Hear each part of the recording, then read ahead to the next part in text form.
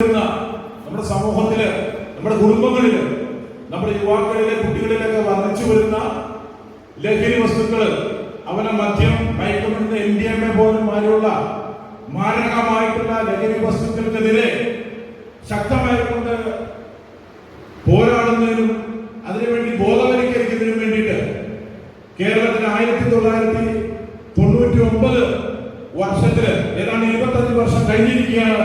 ഞങ്ങളെ കേരള മദ്യവർഗ ബോധവൽക്കരണ സമിതിയുടെ ഞങ്ങൾ ഉൾപ്പെടെയുള്ള ആളുകൾ, എല്ലാ സഹോദരന്മാരും ഉൾപ്പെടെയുള്ള ആളുകളുടെ പ്രവർത്തനങ്ങൾ കേരളത്തിൽ തുടങ്ങിയിട്ടുണ്ട്. അപ്പൊ അതിനു വേണ്ടിയിട്ട് ഇതിന്റെ ഒരു ബോധവൽക്കരണ ക്ലാസുകൾ നടത്തുന്നതിന് വേണ്ടിയിട്ട്, ബോധവൽക്കരണം കൊടുക്കുന്നതിന് വേണ്ടിയിട്ടുമായിട്ട് മാത്രമാണ് കേരള മദ്യവർഗ ബോധവൽക്കരണ സമിതി രൂപീകരണമായിട്ട്. നമ്മുടെ കേരളത്തിലെ 14 ജില്ലകളിലും നമുക്ക് ശക്തമായിട്ടുള്ള കമ്മിറ്റികളുണ്ട്.